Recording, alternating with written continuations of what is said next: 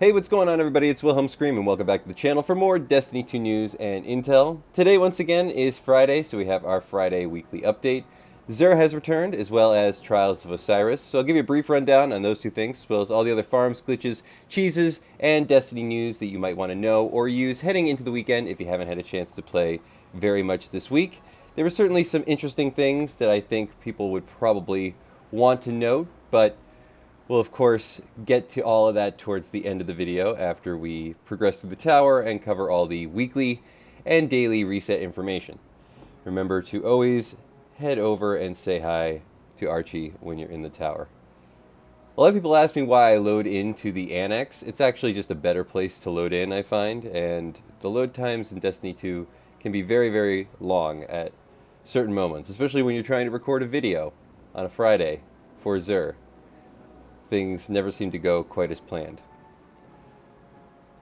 Quickly over at ADA1, if you didn't pick up any of these shaders, I think that one's been available for a while. But we'll, of course, now head up to XUR. If you enjoyed this video, please remember to like, comment, and subscribe to the channel, and turn on the bell to post notifications so you never miss out on any future Destiny 2 content like this. You can also follow me on Instagram. Remember, it'll be linked in the description box down below, and any of those things I just mentioned will also enter you into any future giveaways on this channel. We do one every 1,000 subscribers, so you never want to miss out. And when we reach 100,000 subscribers on the channel, we'll be giving away a new console or a video card if you play on PC. You can also stick around till the end of the video for the secret hashtag you can leave in the comment section for another entry into the next giveaway for this video. Remember, the secret hashtag stacked between all videos, so if you haven't done this on a previous piece of content on this channel, you can always go back, check out another video, and of course, do it again. We have the Shards of Galanor, as well as the Gerfalcon Harbuke. I think I've heard it pronounced both ways. But for the Hunter class, this is a very meta exotic, though it's not one of the current seasonal exotics, though I could see this being still very, very good, maybe if you're going into the Epic Raid, which I think all the non-seasonal exotics are now available to use in. But overall, just a great exotic to have, and XUR has maybe sold this 3 or 4 times. So definitely pick this up. I think this is one of those ones that if you don't have it, you really want it. We also have, as I said, the Shards of Galanor. I don't know exactly when the last time this was sold was, but gets super energy from Blade Barrage hits and kills. It's not a bad exotic, though also not a seasonal one. So no seasonal exotics for the Hunters this week, unfortunately. We have the Heart of Innermost Light, as well as the Point Contact Cannon Brace, which is a new seasonal exotic for the Titan class, or at least an updated exotic, maybe not new. Heart of Innermost Light used to be an old favorite. I don't know if there's any really good builds for it at the moment, but use one ability to briefly improve your other abilities. Can't see that really being a bad thing. And the Point Contact Cannon Brace, the dumbest name I have ever heard of in my life. Gain melee energy and create lightning strikes with Thunderclap. Okay, cool, cool, cool. What do these look like? Alright, I think those have been around for a little bit. We have the Wings of Sacred Dawn, as well as the Boots of the Assembler for the Warlocks this week. Wings of Sacred Dawn is good in PvP for certain builds. If you're looking to really play range, maybe with a scout rifle, maybe a certain one with Adagio on it that is just still not broken, but really overpowered at the moment. Also good for some out-of-bounds glitching, if that's your thing. Always been my thing, but other than that, not really something you need. Then we have the Boots of the Assembler. Rifts create beneficial Seeker projectiles. Not a bad one if you're trying to be a good friend in a fire team, maybe in a raid, maybe in an epic raid like we're going to be having tomorrow, which I am going to be doing. So I will have a stream link below. It's not my stream. It's my buddy Sinister or C. John's stream, maybe both of their streams. But we're going to be having multiple streams running for the epic race tomorrow. So excited about it. I'm sure we won't do that well, but we're going to give it a try. And then, of course, we have the exotic class items available to farm for strange coins if you've unlocked them from Dual Destiny. Remember that Festival of the Lost is right around the corner, and we will have the ability to unlock the exotic class items again. I know that there's always some confusion about this. You have to unlock them before you can farm them. The way you unlock them is you get a drop of one. The only current place that you can get a drop without having gotten one previously is the Dual Destiny mission. So if you complete the Dual Destiny mission, you get an exotic class item every single time you complete it, especially the first time. And then once you've gotten one on each class, you need to get one on each class, then you can farm them from all the other sources. It's not a good system, but Festival of the Lost will also have the ability to get one without doing Dual Destiny and without having unlocked them previously. So it will be the unlock. It'll be the key. Festival of the Lost will be the key that unlocks the door to your future exotic class item farming. It's a lot to be said. And it's so overcomplicated, it really doesn't need to be. It should just be, you know, Dual Destiny should be in the portal, for God's sake, at this point.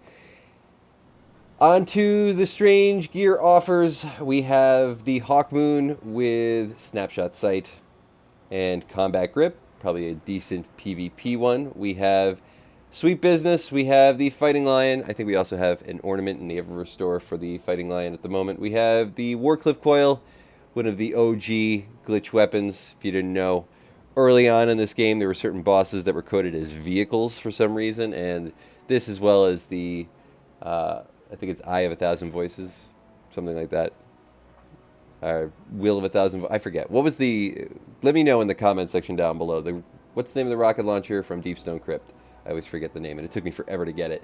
But those would both do crazy damage, as well as actually the Fighting Lion. If they were coded as vehicles, these were sort of the things to go to, because they just did ridiculous damage. All those things have been fixed, though, as far as I know. Let me know if there's another one that I'm just forgetting.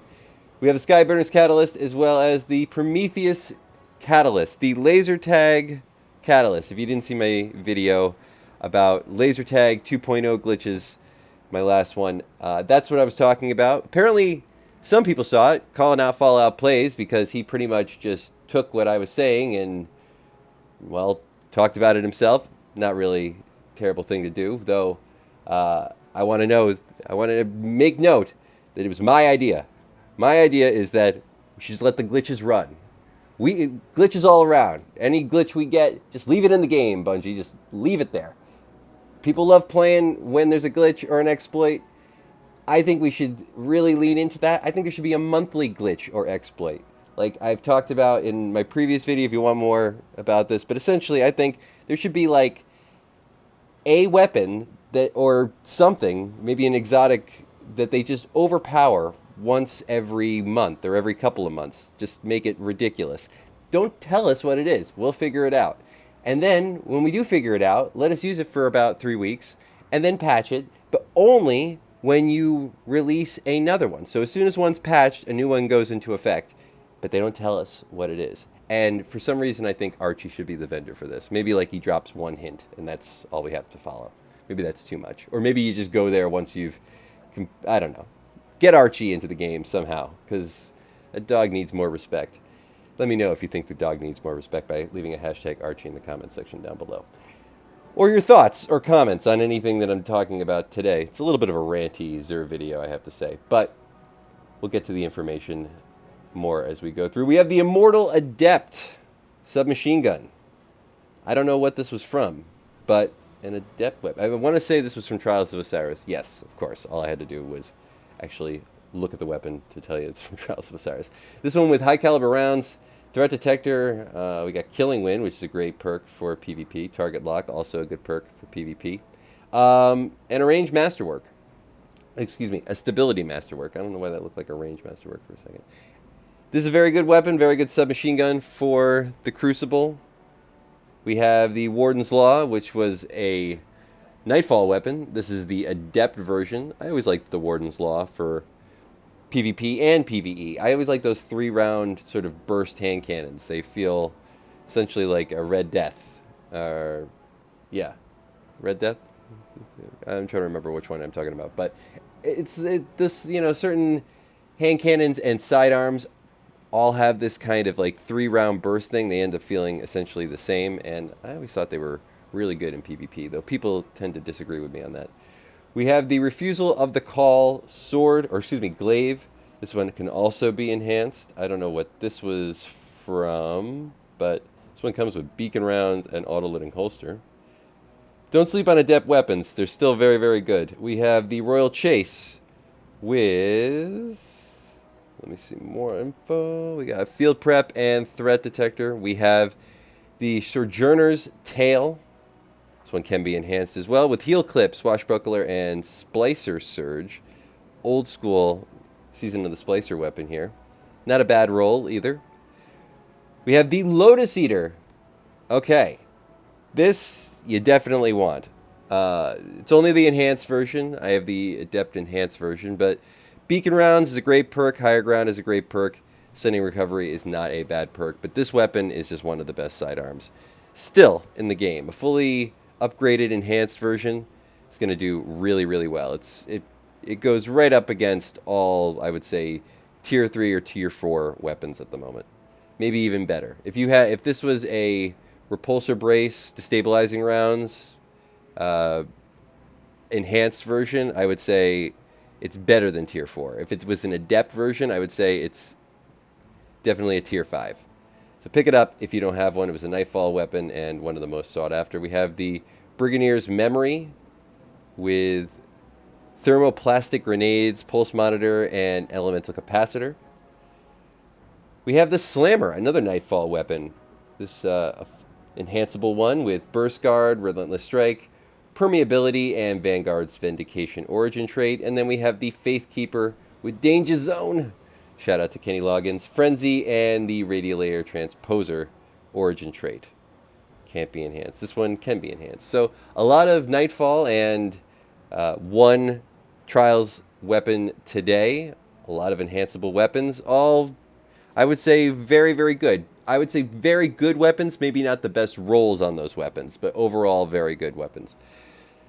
Remember, you can pick up any of these as well as any of the other weapons that may or may not be available today, but are also in XUR'S loot pool from the strange weapon Engram. Same thing with the exotics. Anything that's available that you can get potentially from him, you can possibly get RNG from any of those things. Remember to pick up on our More Strange Offers page your Favor of the 9 buff. We got 1 enhancement core for 41 strange coins. We got 7 enhancement cores for 7 strange coins. We got 13 enhancement cores for 17 strange coins, 20,000 glimmer for 5 strange coins, 50,000 glimmer for 7 strange coins. Then we got 7 raid banners for 11 strange coins. I'm going to pick some of these up because I'm sure I'm going to need them tomorrow. Remember, we also have our strange gift offers page. You can get maybe 1 raid banner, some blue armor, or maybe something cool. Who knows? But that's going to be it for all the information regarding XUR. Today, we got GA Nightmare joining us in the tower the moment. You can leave a hashtag GA Nightmare down below. Somebody else joining us in the tower. I don't know who that was. We got Putin Cup. I don't know who that is. Probably one of GA's friends. We're gonna wake our way up to our other favorite vendors in the tower.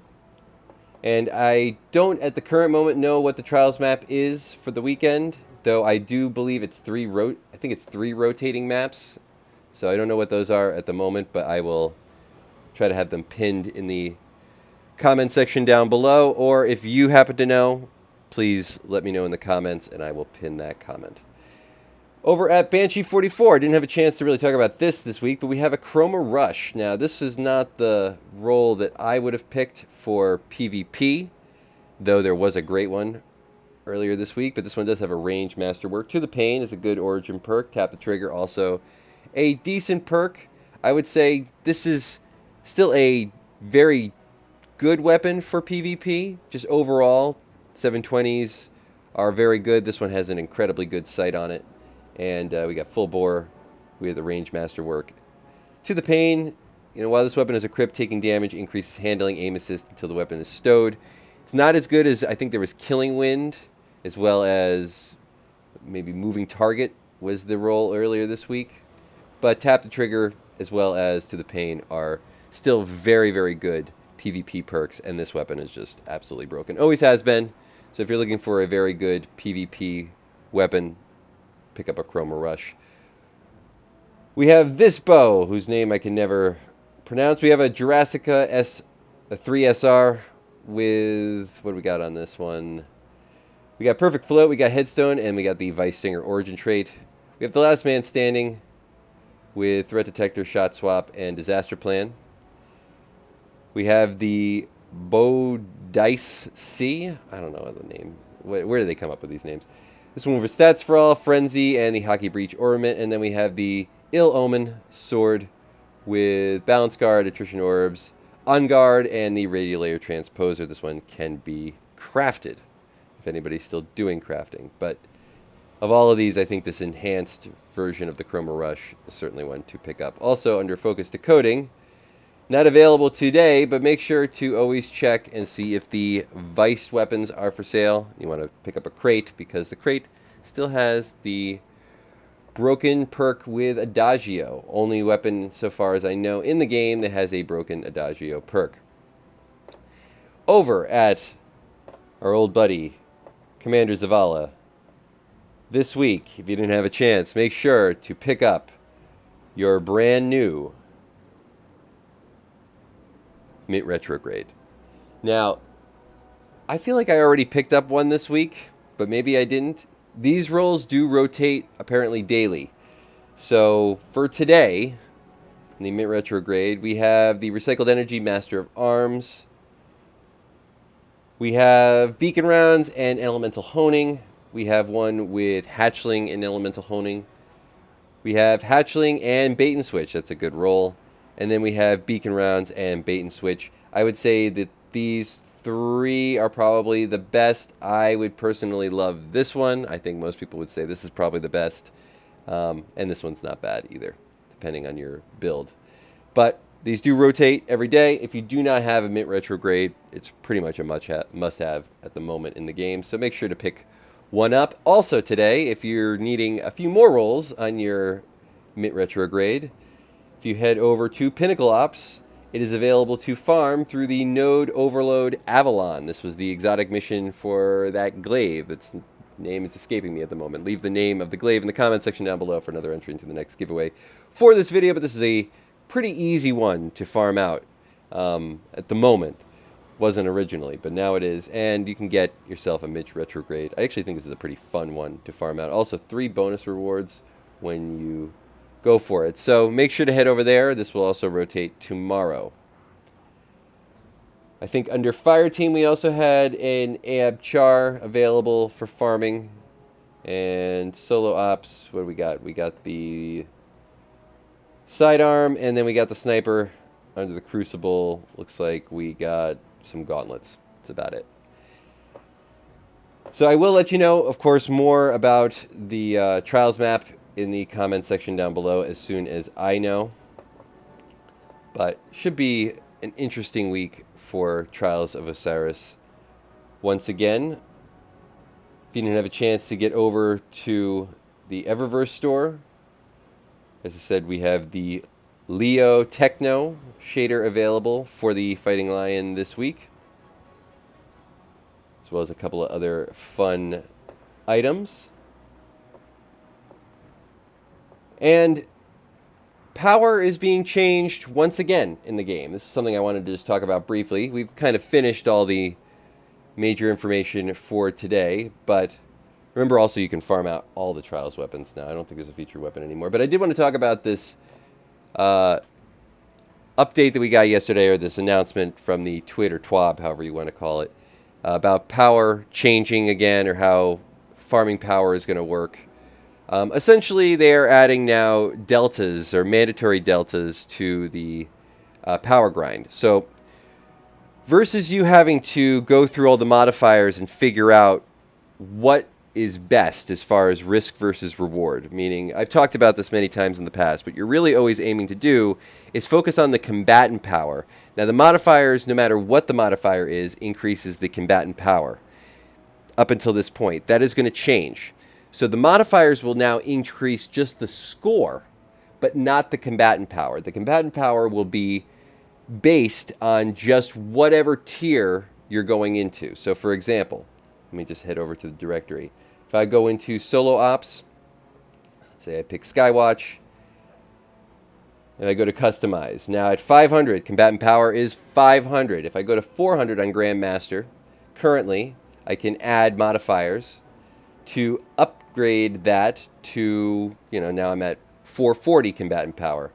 If I go again, there's another 460. So every single one, plus 10, plus 20, it's going up. Now, the thing about this is that you can ultimately, when you're farming, essentially adjust this to the difficulty that you want, but you're looking basically just to get your score high enough so that you can get an A tier with the bonuses that you'll get at the end of every single run. And that doesn't always go together. So sometimes by adding a lot of modifiers, people think, wow, I have all these modifiers on. It's going to be way harder than if I did an ultimate with no modifiers on. That's not true. Currently, doing a Grandmaster with all the modifiers on is still only going to be maybe just as difficult as an ultimatum with no modifiers on. Because you're really only looking at that combatant power. As you can see here, the combatant power with the same modifiers on is 560. If I took all of them off, it'll drop down to about 500. But I don't need to go into a 500 combatant power Skywatch in order to get an A tier reward. I just need to get this close enough to A so that when I finish and I do the objective and I get a little bit of bonus time added, it rounds out to an A and I get my bonus drops. Now, bonus drops are also going to be much better heading into the power grind, in that all bonus drops now are going to drop with that possible +1. So whatever the bonus that you would be getting, the bonus power, so if I went into this, I'd be getting 469 buffs instead of just getting one 469 drop and then the rest being, way below that. It's going to be, if I get 4 drops, all of them are going to be at 469, maybe one potentially higher. So that's a good thing. But now, basically, the modifiers are not going to equate to the combatant power. So modifiers are just going to be to up your score, and the combatant power is going to only be based on the difficulty as far as Grandmaster or Ultimatum. So there will be still a fairly easy way to farm this out, but what I think they're doing is essentially making it that Ultimatum, you're always going to be -20, or -40, excuse me. At Grandmaster, you're always going to be -20. This is basically what we used to have in Legendary Lost Sectors, and I think it's a happy medium, if I'm being honest. I don't think it's going to make anything harder. It will make it much easier to navigate this system, which I think at this point has been a absolute calamity. Nobody understands it properly. I had to make a point to understand it properly before I actually did. But I get questions about it all the time, and I think now it'll just be, score is one thing, combatant power is based on something else, separate the two. I think it's going to be a much easier system to actually follow, and thereby people will not be getting disappointed with the rewards they're getting at the end of any one activity. They'll just know what they're getting going into it. And if they complete it, they will guarantee themselves a specific reward, versus a lot of what I think happens now is people, they mod out something or they go to a higher difficulty and then they don't end up getting what they want, either because the thing is too difficult and it takes them too long, or they fail it, or they're not bumping up the score enough. So I think it'll be a little bit easier to follow, be more like old school Nightfalls, if people remember that, before we went to sort of GM Nightfalls ultimately. But that is going to be it for all the information in today's video. Hopefully you found something in this video helpful. I know it was a bit of a rant at times, but a lot of information to cover. Remember, these are podcasts for anybody who asks why I make a video so long. It's a podcast. I like to talk. I can't do something in 10 minutes. It's just too short a time. 5 minutes, I don't know what's the point of posting a video 5 minutes? I got, if I'm going to be here, I'm going to be here, I'm going to talk to you. I'm going to tell you all the information, as much as I can possibly pack in. Hopefully everybody has a great weekend. Please look to the pinned comment for more trials information down below. If you've watched to this point in the video, you can leave a hashtag XUR, or as I said, a hashtag Archie, in the comment section for another entry into the next giveaway for this video.